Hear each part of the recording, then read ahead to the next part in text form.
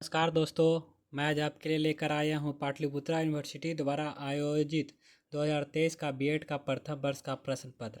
जैसा कि दोस्तों पता है कि पाटलिपुत्रा यूनिवर्सिटी में इंटरनल मार्क होता है जो 250 मार्क का होता है और एक्सटर्नल होता है 400 का।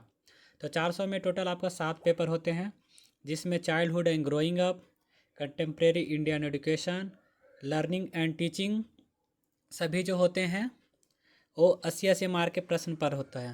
उसके बाद जो 4 पेपर होता है जिसमें language across the curriculum, understanding discipline and subject, gender school and society in education, और उसके बाद आपका जो पेडागोजी सब्जेक्ट होता है वो 40-40 मार्क के प्रश्न पत्र होते हैं। पहले आइए चाइल्डहुड एंड ग्रोइंग अप से देखते हैं दोस्तों। जैसा कि पता है कि चाइल्डहुड ग्रोइंग अप एक इम्पोर्टेंट पेपर है सीटेट के लिए भी।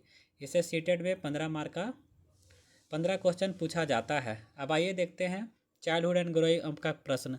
पहला जो दिया हुआ है क्वेश्चन नंबर 1 से कंपलसरी है, जिसमें सभी खंड के अनुसार प्रश्न को उत्तर दीजिए। सब क्वेश्चन 2-2 मार्क का है, जिसमें फिल इन द ब्लैंक्स पहले दिया गया है।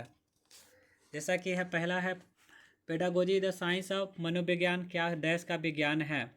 प्रथम मनोवैज्ञानिक प्रयोगशाला इतना में कब स्थापित हुआ था।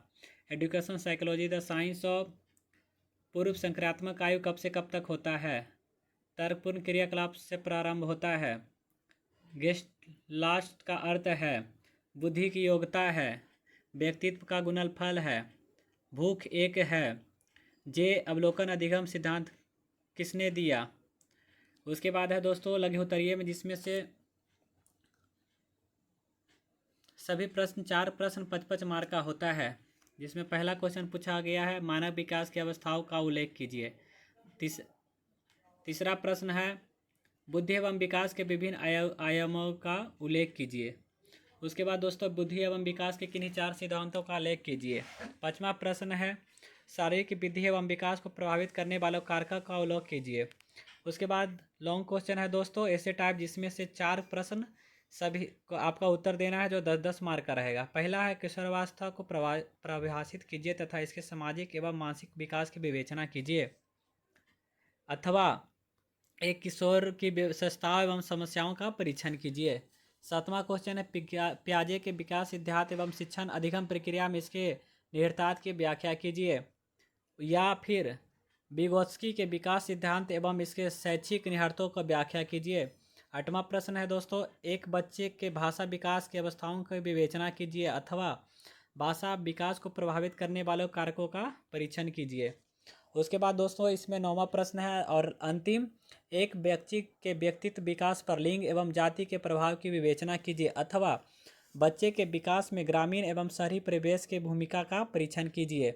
उसके बाद जो अगला प्रश्न है दोस्तों ये भी 80 मार्क का है कंटेम्प्रेरी इंडियन एजुकेशन। इसमें से पहला जो लॉन्ग क्वेश्चन दिया हुआ है, पहले इसमें दिया निम्न में किन्हीं 4 प्रश्नों का उत्तर दीजिए। पहला प्रश्न है भारतीय समाज में वंचित वर्गों की शिक्षा की विवेचना कीजिए। दूसरा है राष्ट्रीय माध्यमिक शिक्षा अभियान का क्रियान्वयन और उसके प्रभाव का वर्णन कीजिए। तीसरा भारतीय संविधान के प्रस्तावना लिखिए। शिक्षा से संबंधित संवैधानिक प्रावधानों की प्रभाव की व्याख्या कीजिए। चौथा आदर्शवाद की प्रमुख विशेषताओं पर प्रकाश डालिए। वर्तमान भारतीय शिक्षा व्यवस्था के लिए किस प्रकार उपयोगी है। 5वां प्रश्न है दोस्तों माध्यमिक शिक्षा के संदर्भ में कोठारी आयोग द्वारा दी गई संतुलियों का उल्लेख कीजिए। छठा है संशोधित राष्ट्रीय शिक्षा नीति 1992 द्वारा किए गए महत्वपूर्ण बदलावों का उल्लेख कीजिए। उसके बाद दोस्तों आपको 4 प्रश्न 55 मार्क का रहेगा, जिसमें से पहला क्वेश्चन पूछा गया नागरिकों के मौलिक अधिकार एवं कर्तव्य। दूसरा प्रश्न है शिक्षा में प्रकृतिवाद के दृष्टिकोण से पाठ्यक्रम के स्वरूप की व्याख्या कीजिए। तीसरा है शिक्षा का सार्वभौमिकरण। चौथा है दोस्तों शिक्षा के अधिकार अधिनियम के प्रभाव की विवेचना कीजिए। उसके बाद दोस्तों ऑब्जेक्टिव क्वेश्चन जो है 2-2 मार्क का है right the full form RMS से। बी है दोस्तों प्रयोजनवाद का प्रतिपादक कौन था। तीसरा है बच्चों के लिए अनिवार्य और निःशुल्क शिक्षा मूल अधिकार है सत्य असत्य। चौथा महिला से शिक्षा से संबंधित किन्हीं 2 समस्याओं क्या लिखिए। 5वां दोस्तों शैक्षिक असमानता से आप क्या समझते हैं। छठा दोस्तों भारतीय नागरिकों को प्राप्त मूल अधिकारों को लिखिए। 7वां सार्वभौमिकरण से आप क्या समझते हैं। 8वां परंपरागत दर्शन की विभिन्न शाखाएं क्या है। 9वां वंचित समूह के नाम लिखिए।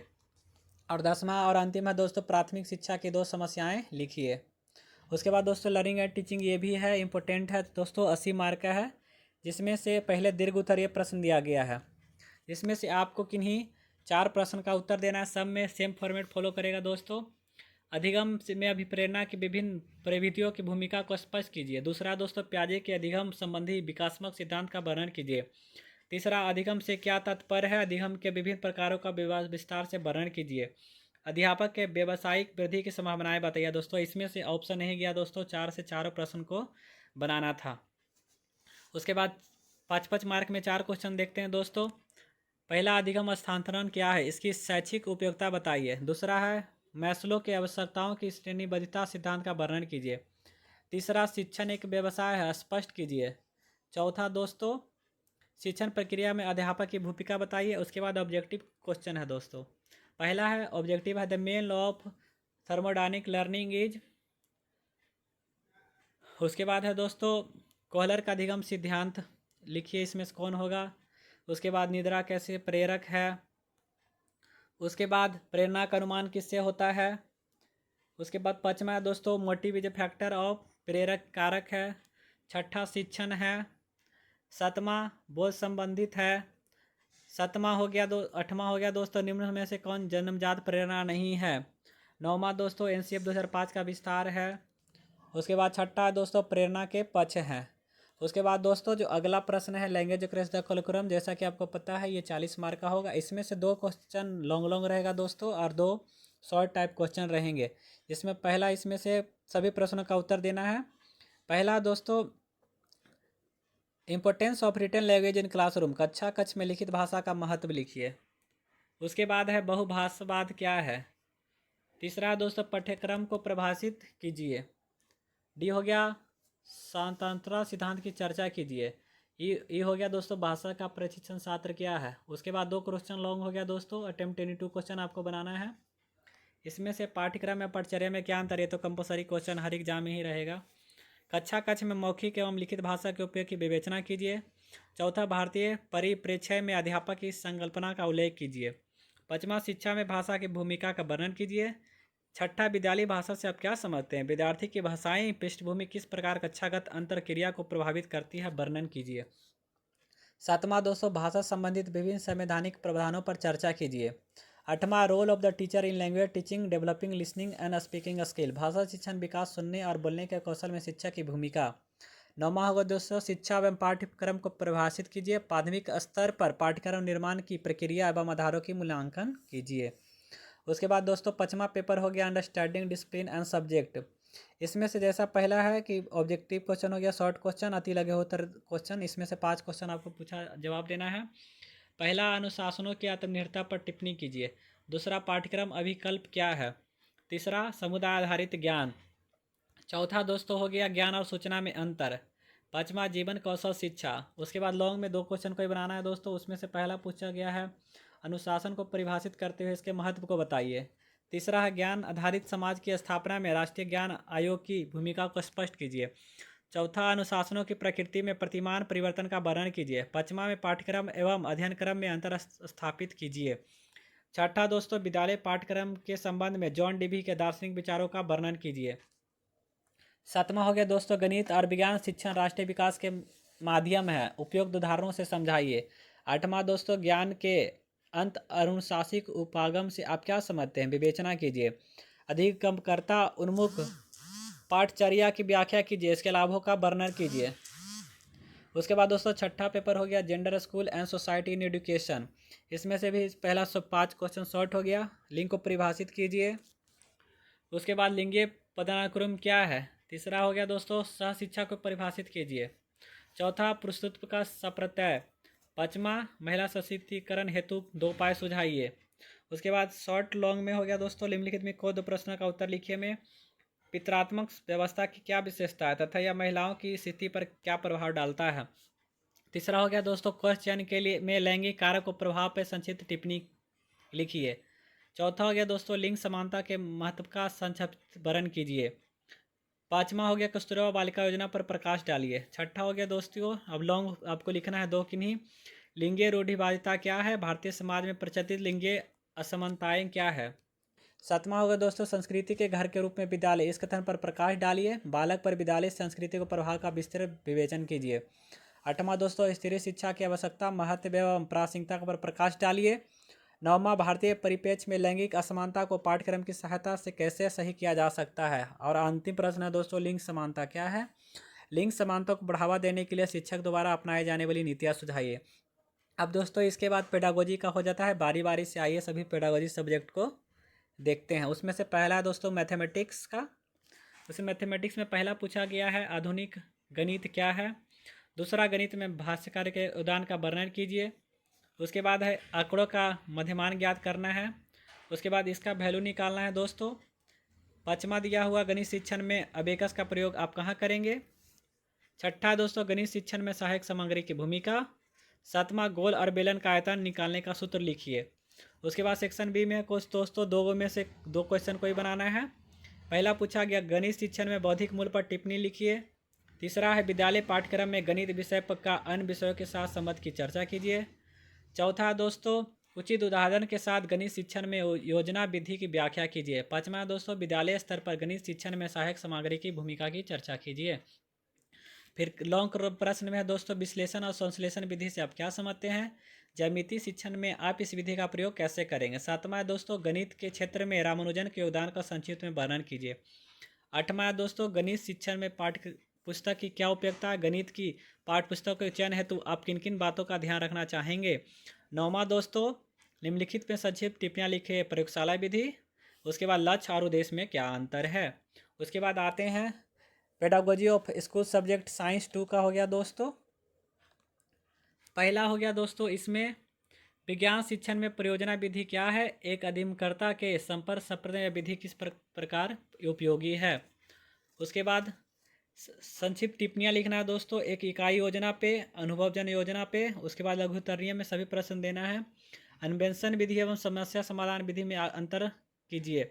उसके बाद चौथा विज्ञान शिक्षण में क्रियात्मक अनुसंधान की उपयोगिता का विषय में लिखिए। उसके बाद दोस्तों 5वां में हो गया एक अच्छे प्रदर्शन की किन्हीं 2 विशेषताओं के विषय में लिखिए। 6ठा हो गया दोस्तों व्याख्यान विधि की किन्हीं 2 विशेषताओं के विषय में लिखिए। 7वां संगोष्ठी की क्या उपयोगिता है। 8वां सहयोगात्मक अधिगम के विषय में आप क्या समझते हैं। 9वां विज्ञान शिक्षण में सहायक सामग्री। उसके बाद सोशल साइंस 2 क्या है दोस्तों। सोशल साइंस 2 का पहला में ऑब्जेक्टिव में है एक विषय के रूप में अर्थशास्त्र एवं भूगोल के विषय क्षेत्र में महत्व विवेचना कीजिए। दूसरा अर्थशास्त्र और भूगोल के किसी भी प्रकरण पर कक्षा 9 के लिए 40 मिनट की समय विधि का एक पाठ योजना तैयार कीजिए। तीसरा है आप शिक्षण विधि से आप क्या समझते हैं। अर्थशास्त्र एवं भूगोल के शिक्षण में परियोजना विधि का क्या महत्व है। चौथा हो गया दोस्तों शिक्षण सहायक साधन के रूप में कंप्यूटर के प्रयोग की विस्तार से विवेचना कीजिए। 5वां हो गया दोस्तों अर्थशास्त्र और भूगोल की प्रकृति से आप क्या समझते हैं। दूसरा हो गया परियोजना विधि के गुणों को लिखिए। तीसरा हो गया शिक्षण की अवस्थाओं का वर्णन कीजिए। चौथा हो गया श्रव्य दृश्य सामग्री को महत्व को लिखिए। उसके बाद 6ठा है दोस्तों सभी प्रश्न को देना है। दो क्वेश्चन आपको किसी इसमें से बनाना है। पहला पूछा गया अर्थशास्त्र और भूगोल के 2 अनुसंधानात्मक उद्देश्य लिखिए। दूसरा अर्थशास्त्र और भूगोल के मध्य संबंध को लिखिए। तीसरा दोस्तों सामाजिक विज्ञान शिक्षण के व्यवसाय गुणों को लिखिए। उसके बाद है दोस्तों शिष्य शिक्षण को परिभाषित कीजिए। 5वां दोस्तों अभिक्रमित अनुदेशन कितने प्रकार के होते हैं। उसके बाद साइंस 1 का है दोस्तों फिजिकल साइंस वालों लोग के लिए। इसमें से पहला है ऑब्जेक्टिव पूछा गया दोस्तों। इसमें से पहला ह्यूरिस्टिक विधि किसने विकसित की। दूसरा है दोस्तों अभिक्रमित अधिगम का सिद्धांत है। तीसरा श्यामपट्ट सहायक सामग्री है। चौथा अनुदेशात्मक उद्देश्य के लिए BS ब्लूम द्वारा विकसित किए गए हैं। 5वां है किलपैट्रिक ने किस शिक्षण विधि को विकसित किया। फिर शॉर्ट क्वेश्चन में 2 लिखना है दोस्तों विद्यालय पाठ्यक्रम में विज्ञान एक प्रमुख स्थान रखता स्पष्ट कीजिए। दूसरा है विज्ञान प्रयोगशाला के प्रभावी उपयोग हेतु कुछ उपायों का सुझाव दीजिए। तीसरा दोस्तों विज्ञान शिक्षण में प्रयुक्त होने वाले महत्वपूर्ण श्रव्य दृश्य सामग्रियों का वर्णन कीजिए। तीसरा में लॉन्ग में है दोस्तों विज्ञान के अर्थ स्पष्ट कीजिए। माध्यमिक स्तर पर विज्ञान शिक्षण के उद्देश्यों का वर्णन कीजिए। फिर विज्ञान शिक्षण की ह्यूरिस्टिक विधि का वर्णन कीजिए। फिर विज्ञान पढ़ाने के लिए किसी प्रकरण पर 40 मिनट अवधि की पाठ्य योजना बताइए। फिर उसके बाद दोस्तों pedagogy of school subject English हो गया।